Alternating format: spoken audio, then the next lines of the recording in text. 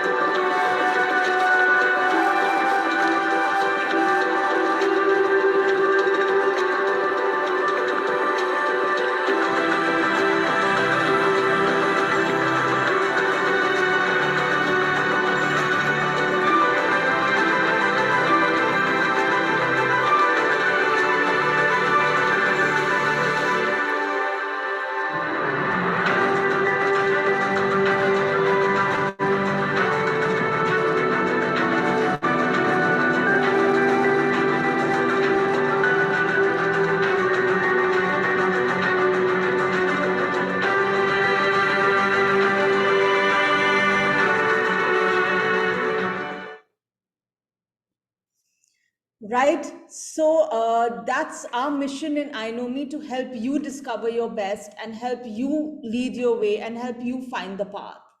So with that, I want to, before I start plunging into the material, I want to let you know that our like all our programs are designed for self-discovery. Our webinars are also completely open to you to ask specific questions, to guide us in a direction that tell us more about this. This is what I want to know. So feel free to interrupt if you must.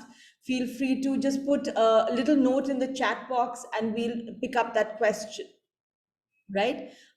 If anybody wants anything specific, that please let me know about this. You can just keep dropping the questions in the chat box and we'll keep picking them up as we go along. All right. So now, just one moment.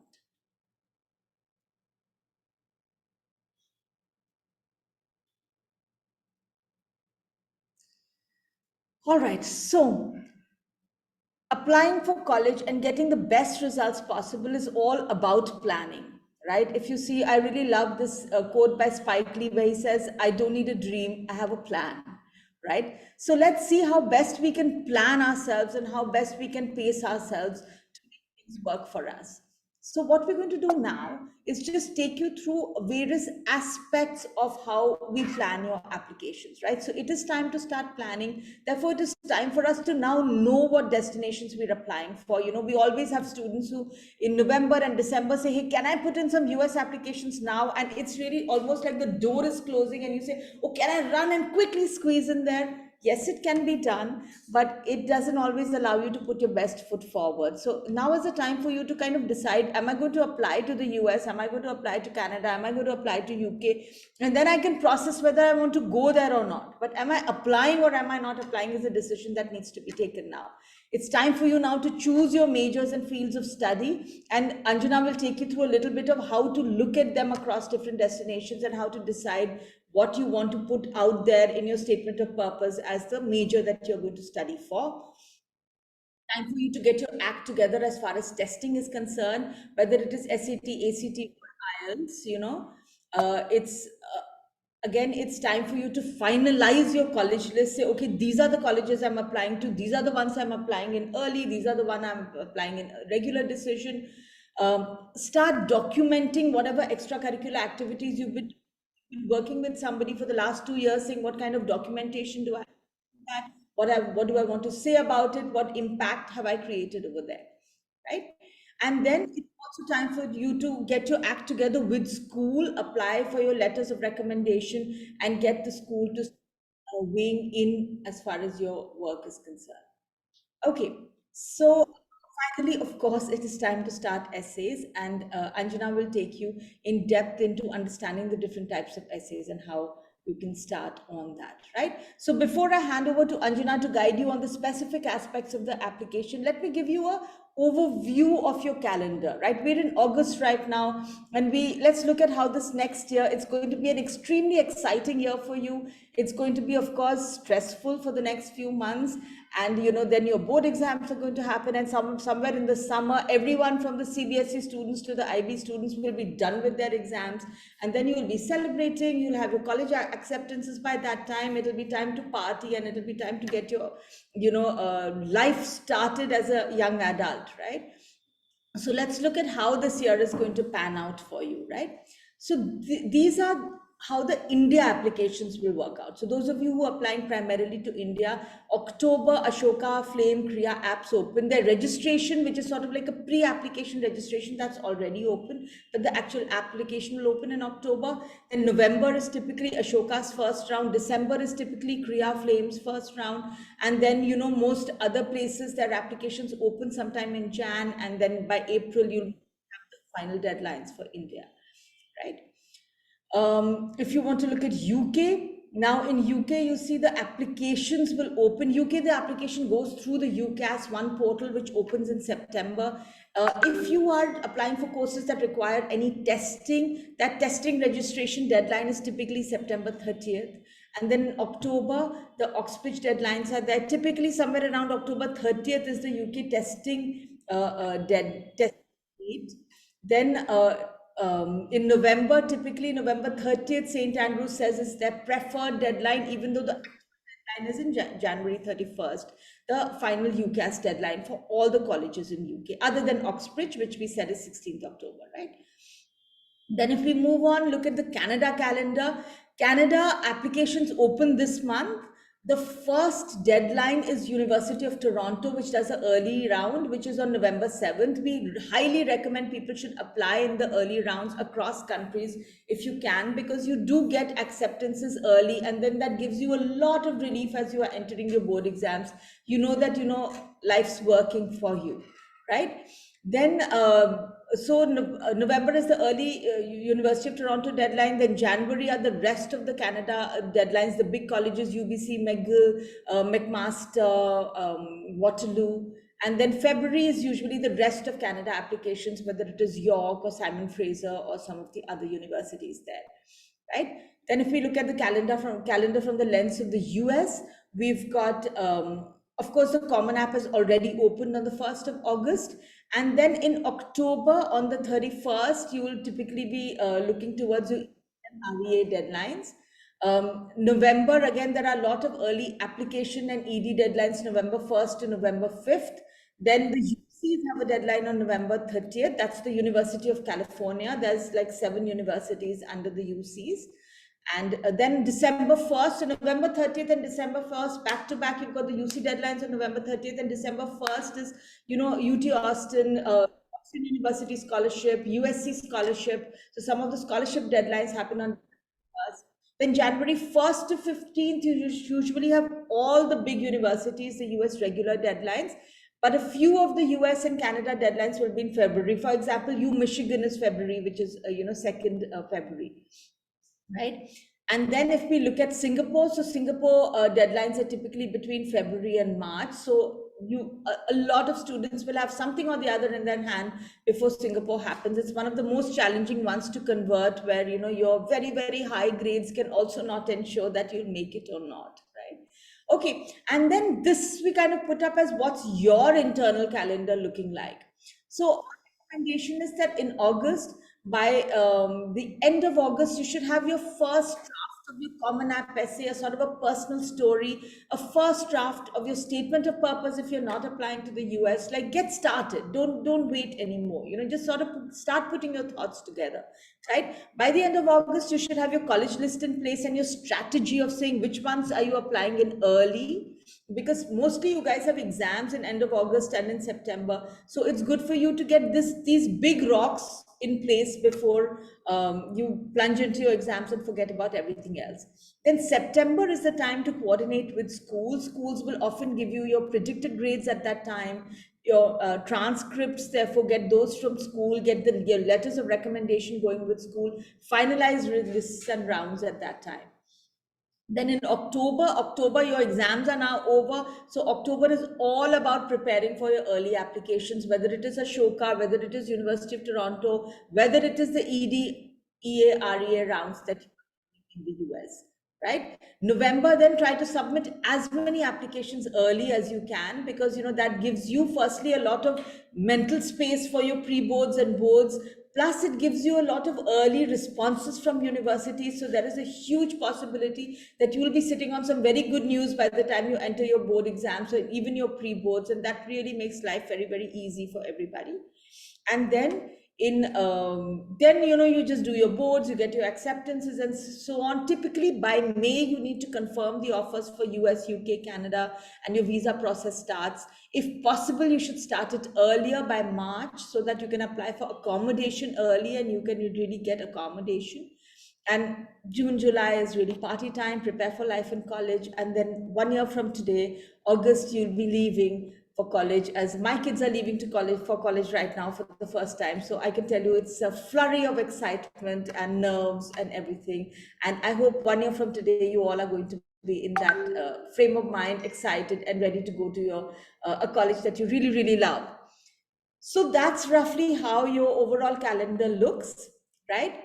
As you can see, many things are happening right now. So the next 4 months are, full of various things to do, and it's time for you to start gearing up. I will now hand over to Anjana, and she'll sort of take you through how you'll be gearing up. Over to you, Anjana.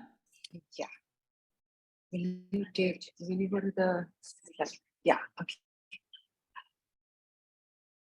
So that sounds like anxiety full of excitement. So 1 year from now, you will be actually heading to your Harvard, as I call it, the place where you will thrive.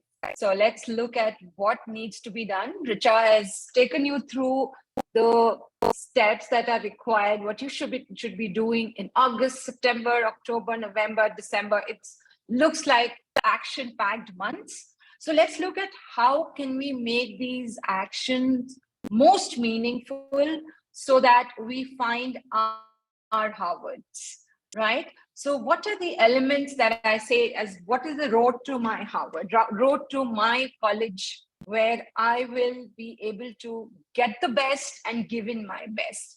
So if you look at it, of course, the strong test scores, whether it's UK, US, Canada, US requires SAT, ACT. For Canada and UK, of course, you need your IELTS scores in place. Academic record is the most important thing. That's the base. You're expected to do your best in academics. Recommendations letters are in process. I presume you would have reached out to your teachers who will be writing your recommendations. Many of you must have filled up your brag sheets, given the list of activities, your accomplishments, given them the right words that should go in your LOR.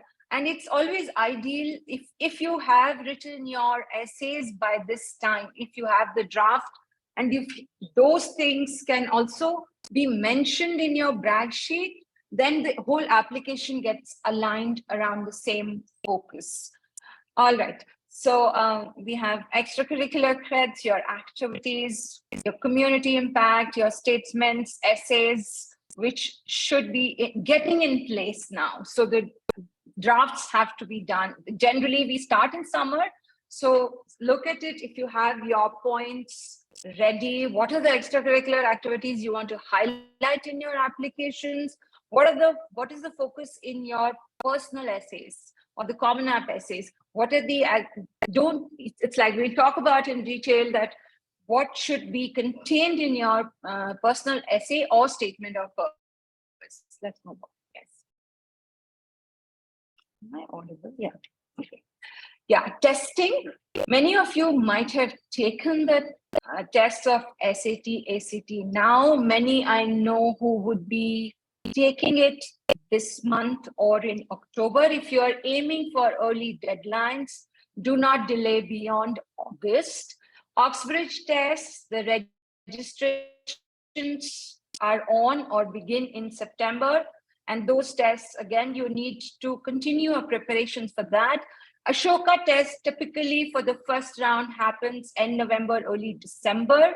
So if you are looking at, if you're preparing for it, or what are the ways you're preparing, look at the mock tests, look at the past tests, and see how you can prepare for the Ashoka tests also. So IELTS, take it now. Yeah, IELTS is required. It's just a qualifying exam. So it's an English language test. They want to see that you're equipped enough with English language skills to be able to pursue the course that you're aiming for. So you can take it from now till January anytime. For Canada college applications, usually if you have the score, it's a part of the application for so. Always, always, always send all scores officially. When you're registering for the tests, mention the universities that you want, if you're sure of that you want the scores sent. And then later on, you can always, request your testing agency to send the scores officially. Can you just explain to them the difference between sending it officially and putting it in the application? Yeah, so what officially means is the testing agency directly sends it to the university. And when we say unofficially, as part of your application, you mention your score.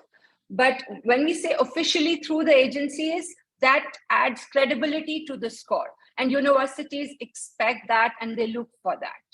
That's why we insist on the official sending of the score. All right. Here comes an important aspect. What am I going to study? What major do I go for? Am I clear? Not clear how it is? So let's look at how it works across the countries. Typically in US colleges, you declare your majors by second year. You apply for a particular major, you have the flexibility to declare or decide your major by second year. However, when we say US colleges are flexible, but you cannot apply for, let's say, a natural sciences course in the College of Letters, Arts and Sciences and ask for a change of major to an engineering or an art and design course. So within the same school in the university, you can change the course, but not from one school to another. What do I mean by schools here? The universities typically in US have multiple schools. College of Letters, Arts and Sciences are usually the liberal arts program along with physical sciences, biological, natural sciences, psychology. These are the main majors within the liberal arts school there. Then you typically have an engineering school, you have a business school, you have a design and art school. Some colleges have film school. So some colleges even have schools of public policy. So that is how this is how the universities have multiple schools. So within the same school, you can, change your major, but not from one school to the other. Even within that, let's say engineering. So you have some majors require certain prerequisites. So you have to fulfill those criteria to be able to opt for that. Okay, but in a nutshell, US is more flexible. If you are not very clear on what you want to pursue or what kind of a career, you have a direction, but not the specific thing, then US is your destination. So STEM versus non-STEM. What's the difference? STEM stands for science, technology, engineering, and math. When we say science, technology, engineering, and math, it also includes economics. It comes under STEM, especially with its focus on math and econometrics. Similarly, psychology also comes under STEM courses. Environmental studies also comes under STEM courses, animation and multimedia. Now, what is the difference between STEM and non-STEM? And what is the advantage that you get? Typically in US, if you have gotten a STEM degree, you get what we call OPT, which is the optional professional training that allows you to be in the country and work for 3 years. Whereas if you have a non-STEM degree, you can only work up to 1 year. So when you are choosing your courses, see that STEM gives you an advantage as an international citizen, as an international student, right? Okay, and these are some of the competitive majors that we notice that are very competitive to get in. Maximum number of applicants we notice are opting for computer science or engineering majors, similarly for economics or business majors.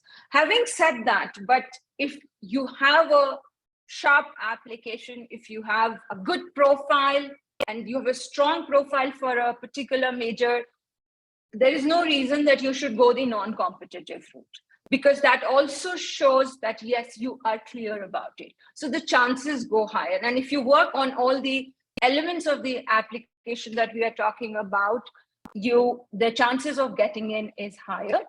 There is also US colleges offer in the application that you can go undecided. There is an option that, yes, I'm not clear. Usually we discourage this. Even if you have little clarity of the majors, say opt for that, because then your entire application, your profile, your activities, your LORs, your essays come together around the same focus. If you are undecided, we see that it is not considered very highly ranked or a great application. All right, yes. So about competitive majors, I just wanted to add that computer science is too competitive, so let me study economics instead. So we don't recommend that you do that, you change your entire life. Then I would say that you adjust but stay on paths that make sense to you. It's competitive because there are many job opportunities, right? So I think that just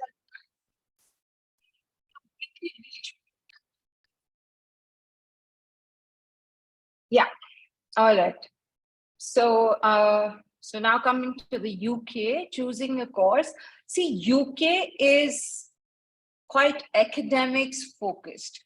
They expect you to be clear on the field of study that you want to pursue at the college level.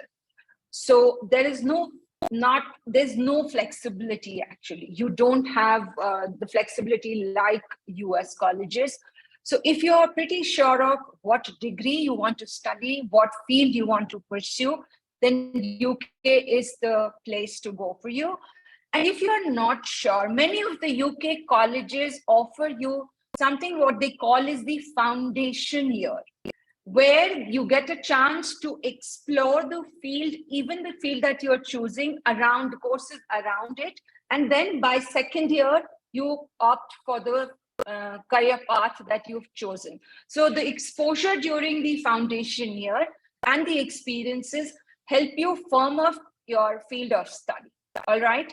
So coming to Canada, of course, you apply for your chosen field. There is flexibility. There is more flexibility than UK, but they are very, very strict about the prerequisites for the majors that you opt for. So you have to qualify for, make those prerequisites that these, and primarily those prerequisites are around the marks and grades that you obtain in the sometimes they have very strict subjects that you cannot really do engineering in Canada without chemistry, which you can in UK or the US, but in Canada they require chemistry. Or some computer science courses also require chemistry. Psychology, there are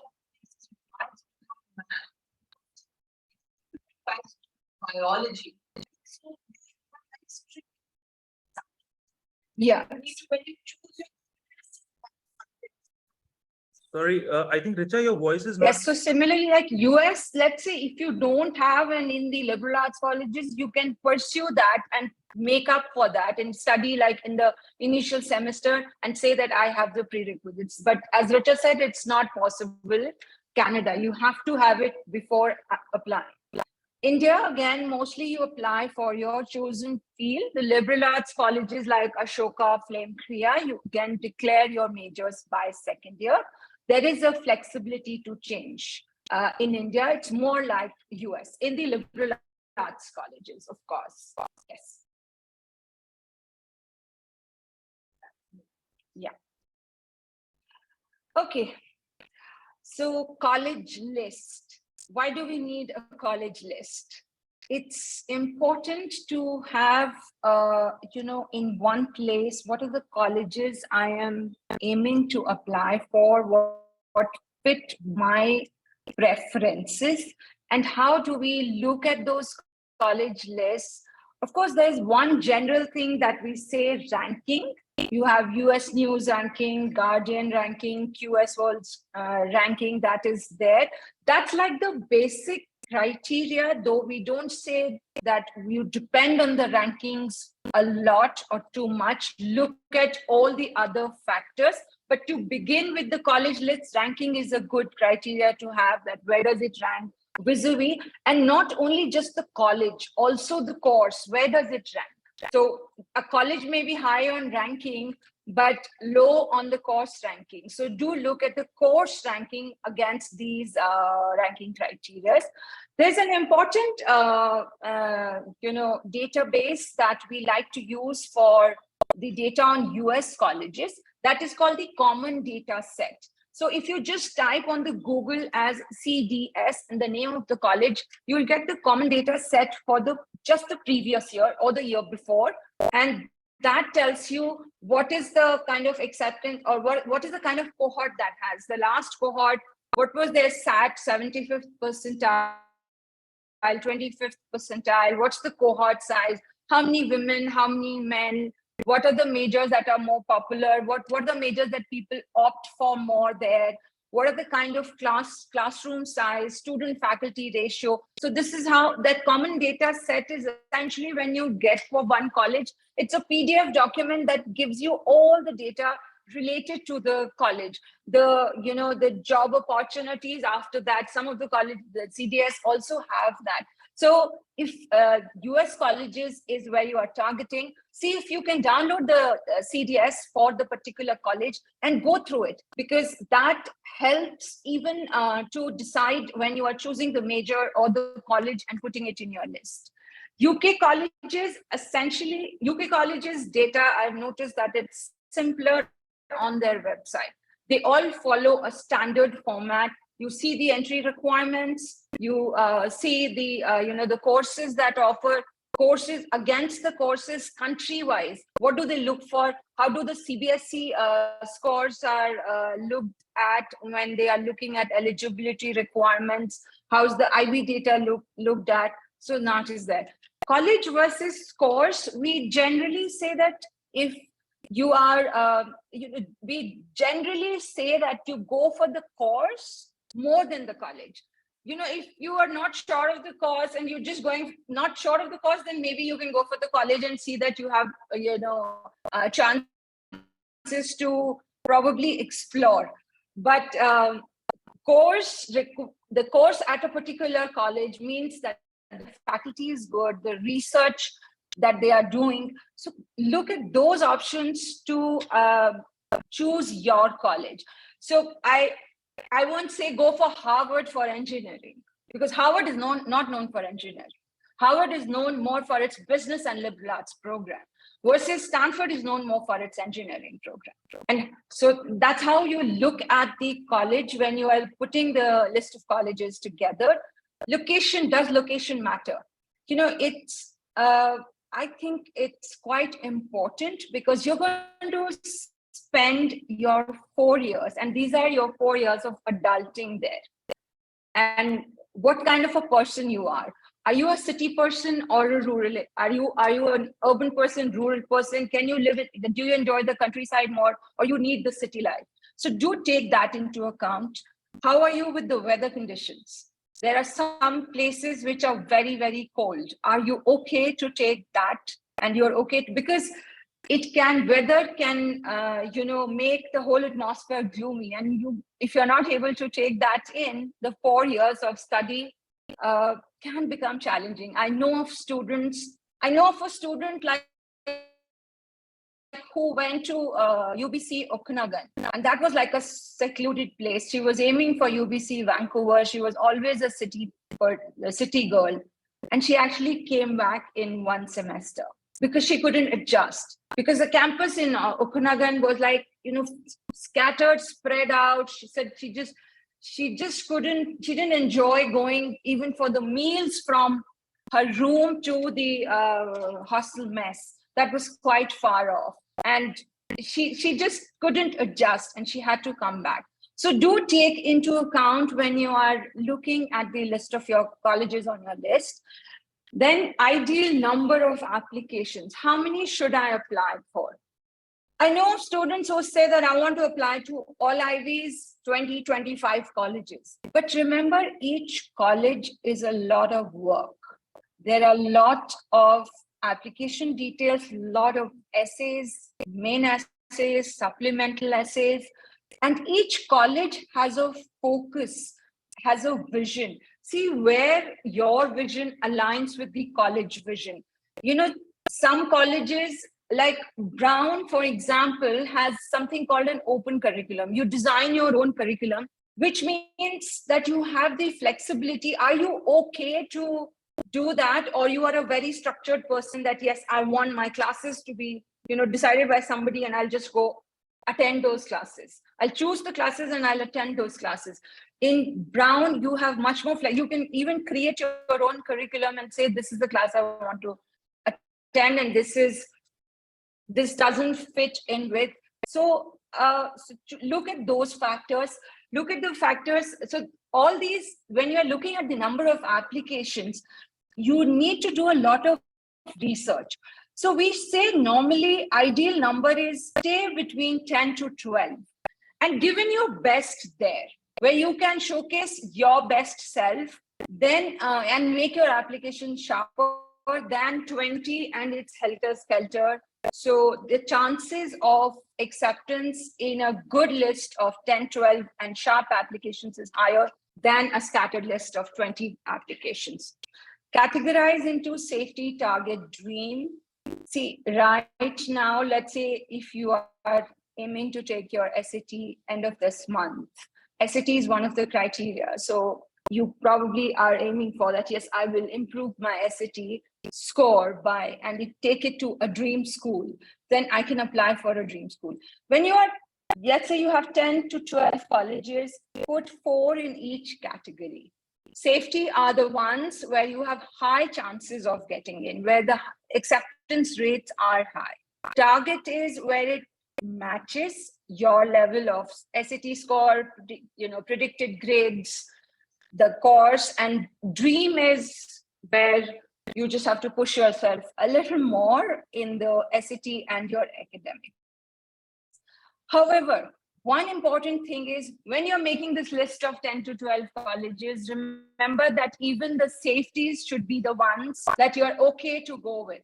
You're okay to go to. So it's not like, if I get my safety college, I'll be so sad and I'll be so disappointed. No, it's the college that I'm very happy to go. So do the research very well when you're putting the college list together. All right. Okay. Now there are rounds. I think in the calendar also it came in. There are 3 types of decision plan that colleges offer. This is early action, early decision, regular decision. Early action is where we showed in the calendar that the deadlines are usually in November, and early action decision is not binding. How it is advantageous for you? You receive your admission decision early, which gives you a boost, which puts you in a kind of a relieving position, and you can focus on your boards. The stress of that, okay, I'm going to college, that decision is there, kind of puts you in a better stead for the next couple of months, while you can work on your regular decision applications also. So you have things birds in hand, as we call it.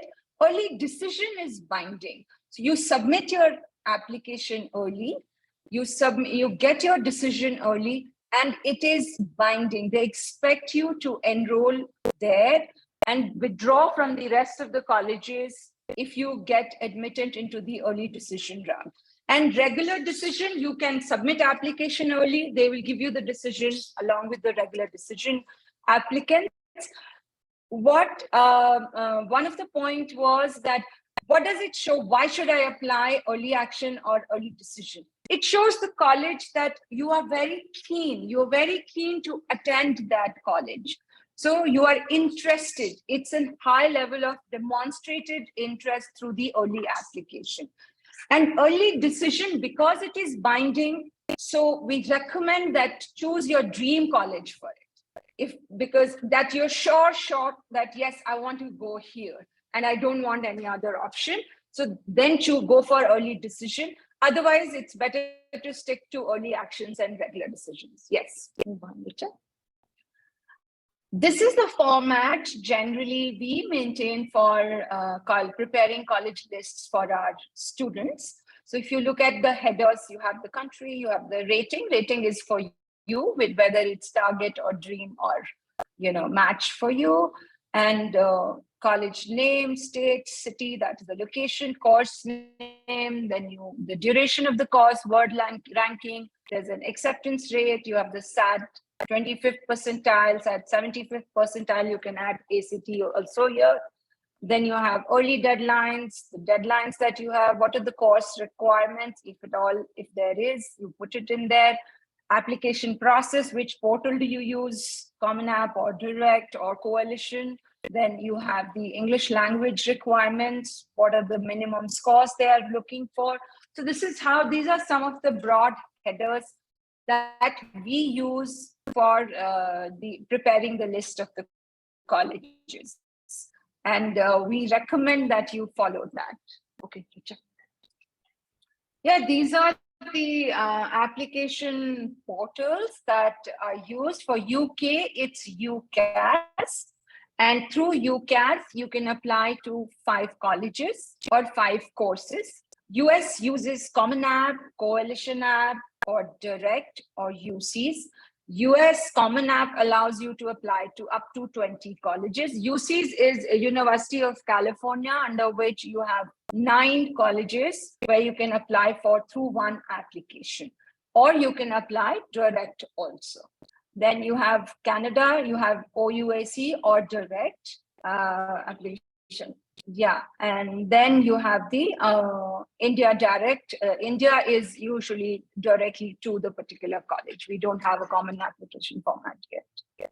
Okay, the activities section. Common App allows you up to a maximum of 10 extracurricular activities, which are divided into various categories, and you can describe your activities in a maximum of 100 characters.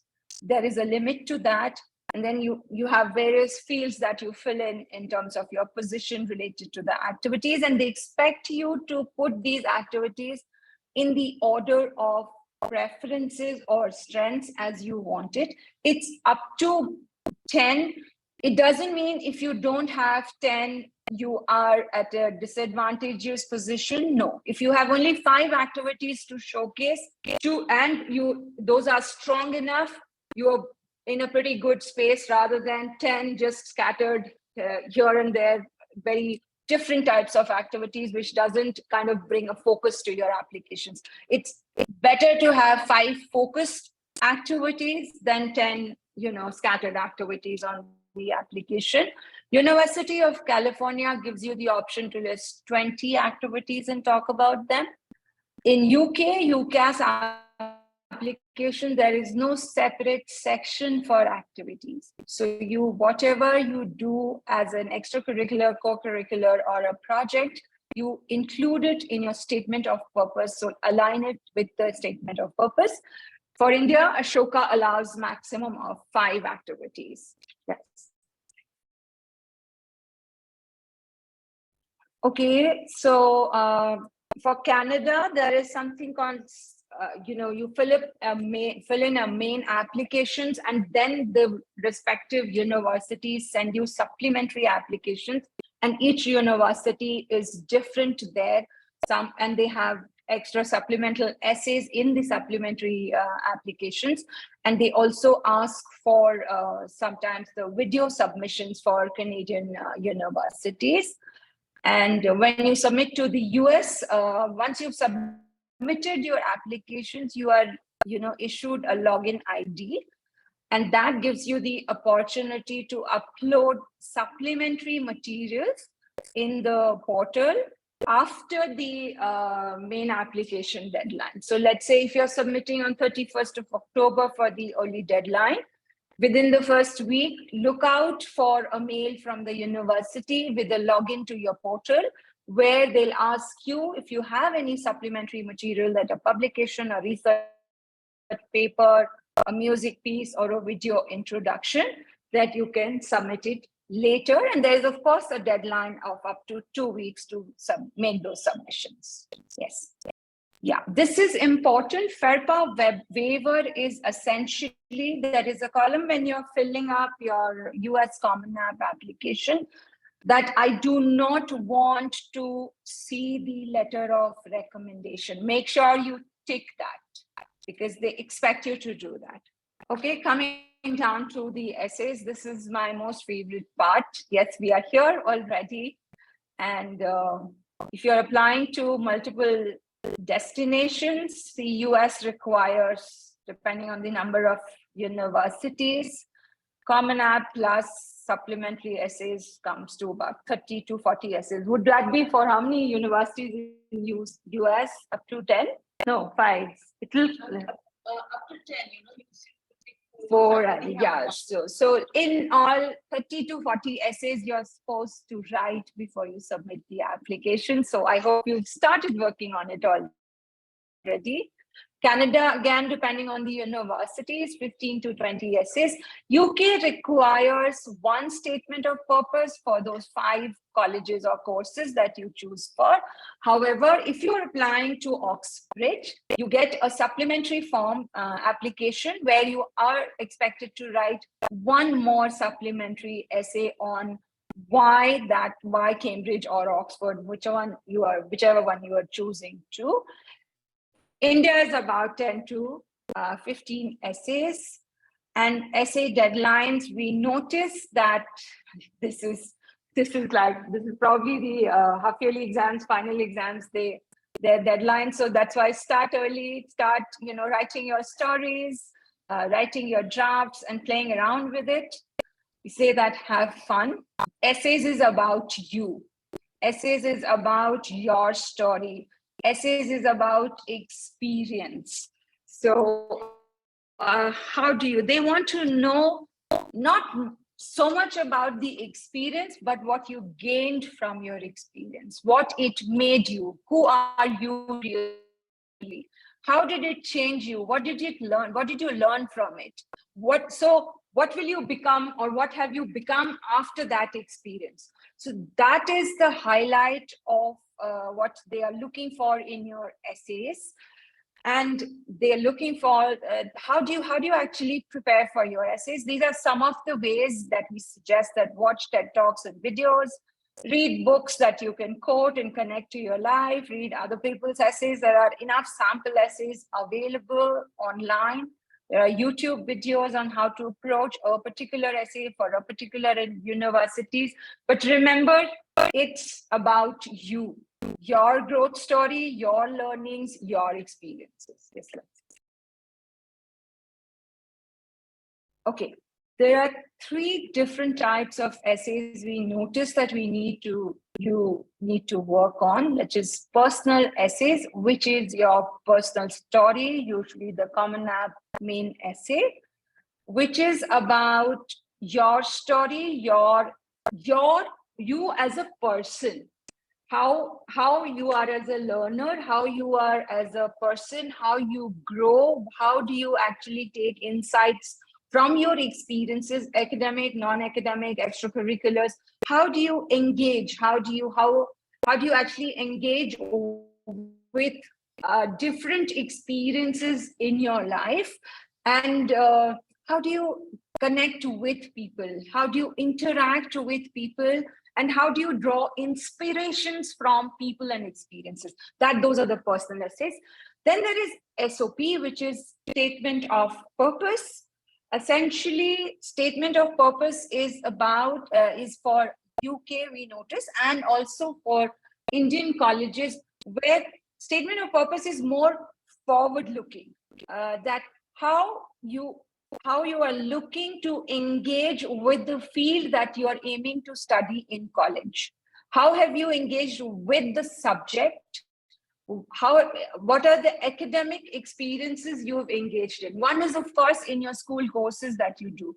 Did you engage in any research? Did you do any internship related to the subject to expand your knowledge and skills in that particular subject? Did you read any book? Did you watch any videos, and how did that impact you vis-a-vis the subject? It's very subject focused statement of purpose, essentially. And even if you are talking about your extracurriculars, how did that particular extracurricular activity help you in the understanding of the field or the career path you're opting for? Then the third is, why this college? I think we go to the details of these slides. Yeah, right. So personal essays, as I talked about, they are looking to, read your growth story, make sure it is engaging, it highlights your passions and what actually makes you who you are. And if you have challenged a belief, or you used to believe something and there was an experience that completely changed you. So that's an interesting way to approach a personal essay. Another is when we say, what is your room like? What are the objects that you connect with? There are some objects that bring your roots alive, or there is a memory attached to it, and that is a very important memory of you. It's not about how small or how big it is, but it could be that it really changed your outlook towards life and you became a changed person. Yeah, let's move on. Yeah, statement of purpose. These are the 4 or 5 areas that must be highlighted in your statement of purpose. Why do you want to study the particular subject? Where did you get the inspiration to study the subject? And in depth, what are the areas within that subject that are particularly of interest to you? And academic credentials, what courses have you taken? Have you done any extra online course? Have you done any research in that? Did you write a paper on that? Or even as part of your school research project, you took a particular topic and went in depth into it. This is where you highlight it. And extracurricular engagement, with books, seminars, videos, internships that you went outside the classroom that you engaged with on a particular subject. So why that subject? And why do you want to study that subject? How will it contribute in your career that you are looking forward to? Yes. Okay. There is for US applications and some for Canada also, why this college? So they expect you to highlight, even for India, that why are you looking for attending this college? How will this college contribute to you in your growth story as a learner and as a professional in the life ahead? So there is, of course, one aspect is that a particular college offers a particular course that you are really interested in. This is primarily true of many interdisciplinary courses. Many colleges offer, you have the option to study, let's say, music and psychology together. So that can be the reason. If you are interested in music and psychology and you have engaged in the past, the facilities generally the infrastructure or the facilities, the student clubs or what they offer. It could be also, if you're interested in sports, a particular college may offer that sports also, and that's why you're keen. Then this town, if something of particularly of interest to you, like, okay, some people, I generally notice that people are very attracted to New York as a city, the glamour and all, but that's pretty common. So is that what is your motivation behind joining, asking for or applying to a college in New York? Professors is a very important factor that you must consider, because remember, here you showed depth, that a particular team to study, the professors might be engaged in a research project which is very, very concurrent and applicable, and it really interests you. Make sure you highlight that, and also highlight why are you interested in it. Have you engaged in the similar ways? Again, here also it's important that you connect to your own story here, that I studied this subject and I studied this subtopic and I did also a research project on it, and I see that Professor so and so is also engaged in a similar topic research project, and I see myself engaging in that research and enhancing my knowledge and skills further, because it connects to my career and my profession that I intend to pursue. So make sure you highlight that, but bring in your experience that you have, no matter how small. Make that connection here. There are some colleges that offer, many of the colleges offer undergraduate research program. See if anything that is of particular interest to you, and if you would be allowed to engage in that. So that could be your highlight of the why this college essay. Yeah. Right, Richard. Yes, I think that brings us to the end. You want to add something, or we move on to the questions, Richa? Yeah. Okay. Do we have questions? Have you guys been putting questions in the chat, or you would like to ask it directly? Okay. Should we ask questions now? I don't see many questions here. Yeah.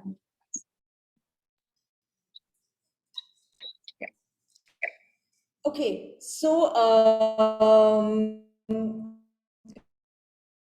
feel free to reach out to us at any point in time. You can find we will work with us if you like our very approachable and in-depth approach. Let me give you a little bit of an overview of the work that we do.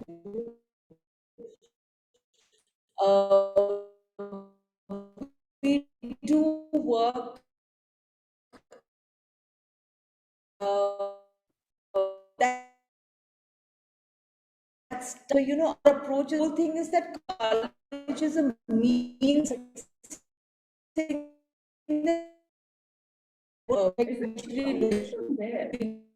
at law, science, or public policy, created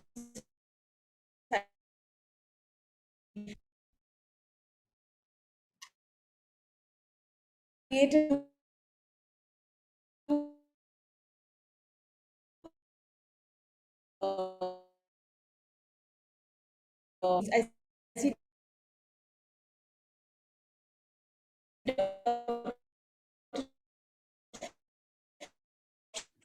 Richa, your voice is not at all clear. There's some echo and it's not working.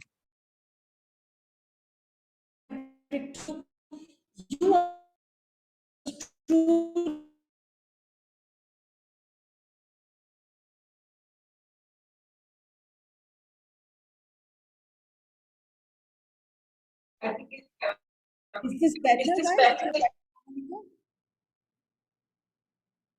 Is this better, Rumi, Kamalika? Is this better? Yes, it's better now. Yes. Okay, wonderful. All right. So again, just getting back to what I was sharing with you about our work. So one part of what we do is a career guidance program, which is a 3.5 hour long one-to-one program. We take you through 60, 70 different career options. Myself and typically Kritika and myself would lead this program for you, work with you, help you choose your initial choice set out of those 60, 70 options, say 10, 15 that you like. Go through self-discovery processes to filter it through to say, what would I be good at? What suits the kind of work environment I'm looking for? And then come down to sort of a flexible plan saying, this might be my primary option, this might be a backup option, this might be a long-term option for me to look at. However, if you're absolutely clear in which direction you want to go, we won't insist that you start here, of course.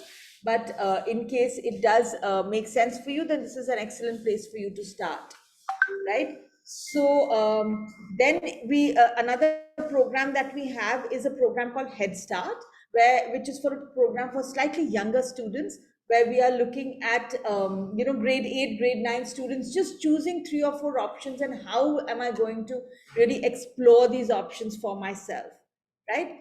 Then if we look at, that's a 2.5 hour long program. Then these are all our career guidance program, college guidance programs, which is your college application programs, where we start with profile guidance, which is sharpening your focus. So if you're saying economics, what do you mean? Are you talking about environmental economics? Are you saying financial economics in the long run? Do you really understand economics, so that when you go in for your interviews or write a statement of purpose, you really sound like a unique student who really has chosen economics, rather than just following a herd that says that, okay, eco mein bahut scope hai, how India is, right? Then we work with you on the application guidance, choosing your destinations, choosing colleges that make sense for you, seeing that the financial fitment works, because we never recommend or encourage parents to really stretch themselves financially for a college. It really has to make sense for you, particularly at the undergrad level, because you're really a 17, 18-year-old exploring stuff. So it should be something that allows you that flexibility, and the student doesn't feel, my parents have spent so much money and all their savings, and I really need to do something big with this. And the student is allowed to just be a teenager, sort of to figure out what they're doing. And then, of course, we support you in depth in college applications, whether it is your essays, your statement of purpose. Like you saw, we really go into depth of each one of them. We support you with application form filling. We do a share screen and you fill your forms. We don't fill them for you, but we do support you in whatever way needed. And then we do an in-depth training for interviews, particularly for students applying to India, where interviews are a very big component of what you do, right? So that's roughly the kind of work that we do on the program. Uh, our way and our approach, we got into this, both myself and Anjana, both as students who had ourselves when we were in college and beyond, a lot of interests and wanted to explore a lot of things, and were looking for guidance, and we said we really need to create that guidance.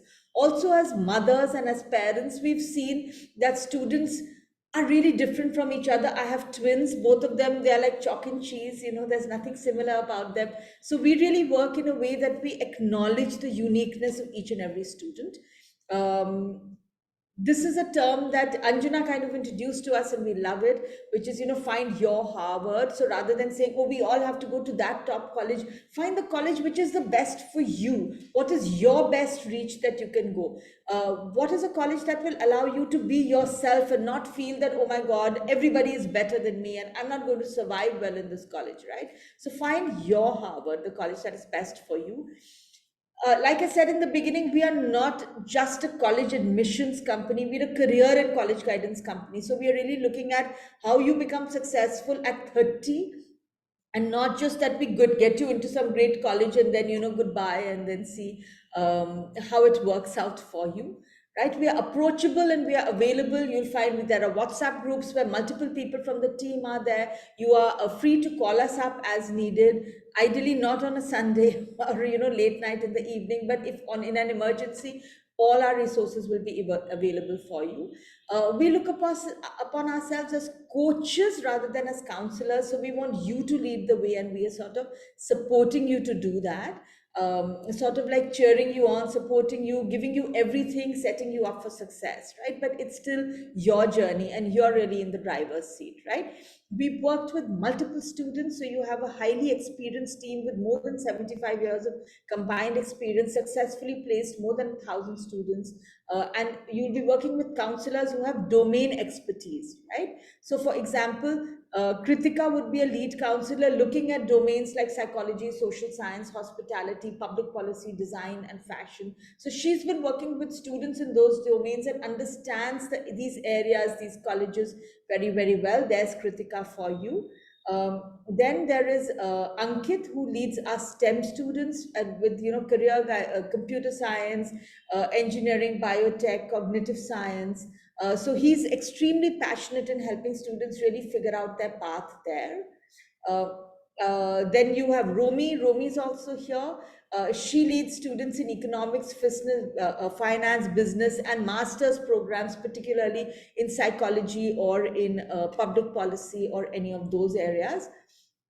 And a lot of you may have already met Poonam or spoken to Poonam. Poonam heads our outreach. She's also extremely passionate about understanding each and every student and parents' needs, that what are you looking for and how can we create something that really works for you. There are times when Poonam does more research than our counselors, or she's pushing us to do research, and we like, but who is the student? She says, oh, this is the specific thing that you want.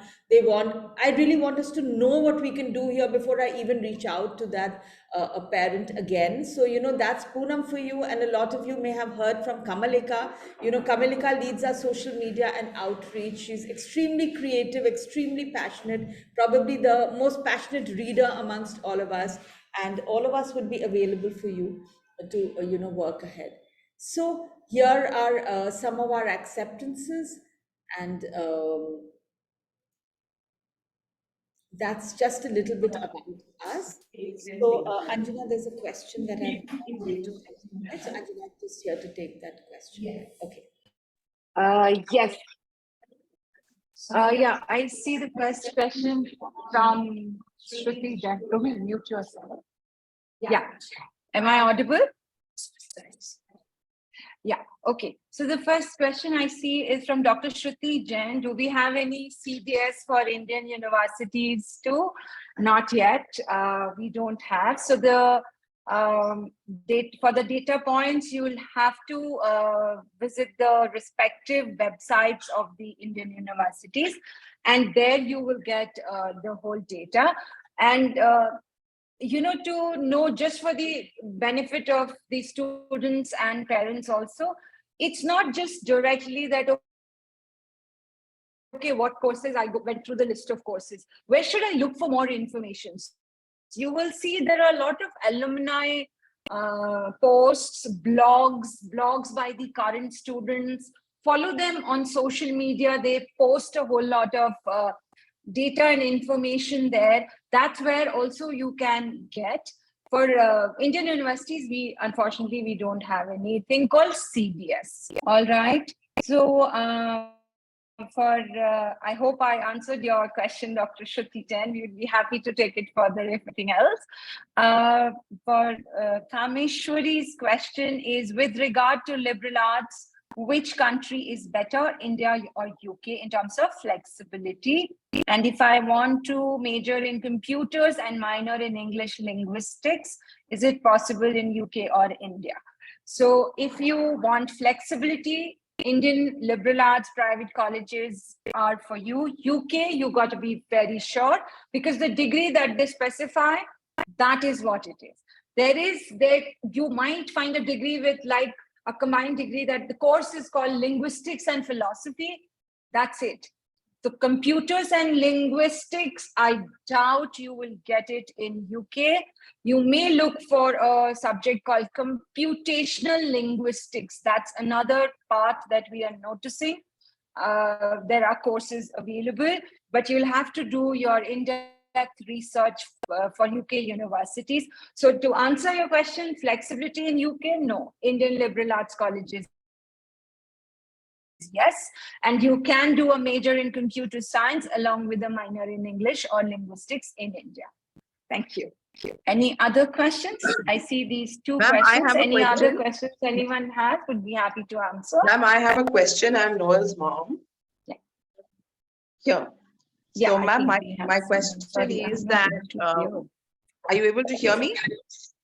Yes, now, yes. So, ma'am, my question is about Ashoka. So, my son is interested in liberal arts and he would like to pursue that at the undergraduate level. We hear that there is Kriya, there is Flame, and there are a whole lot of universities, in the same league in India as well. So, what in your assessment, if a child is interested in marketing, advertising, journalism, mass comm, coupled with the performing arts, which university would you recommend in India, ma'am? And also in US? Sorry, should I go ahead? Okay, you. Yeah, so I understand your son is interested in pursuing journalism. Yes, media studies, marketing, advertising. So it's still sort of diffused a little bit.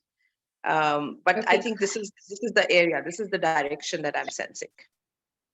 Okay, so besides Ashoka, Kriya and Flame are also very good liberal arts universities. So he can go for either English or media studies and media and communications in these colleges.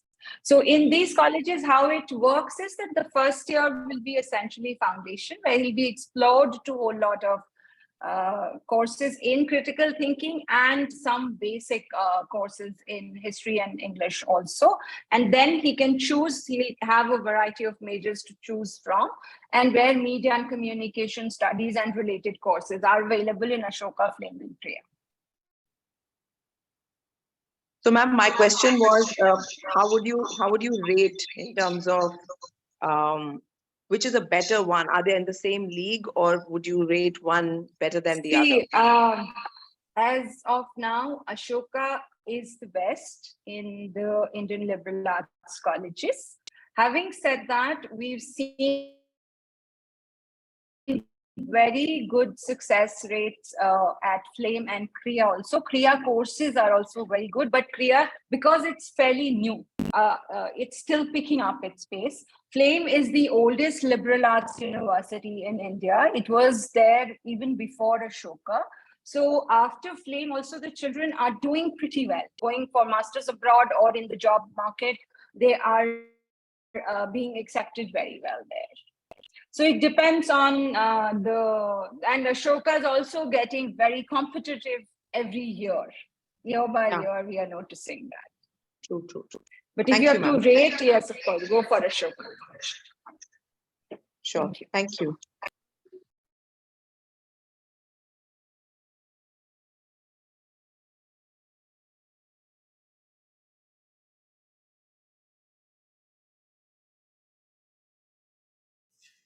All right. So thanks so much, everybody, for being there. If you have any further questions, you can reach out to Kamalika. You can reach out to any one of us. We are, there on social media. Kamalika's WhatsApp number will be with you, and our official number would be with you. We hope to hear from you, and all the best to you for a really successful application season. Put your best out there, and all the best for tremendous success to all the students. Thank you very much. Have a great weekend.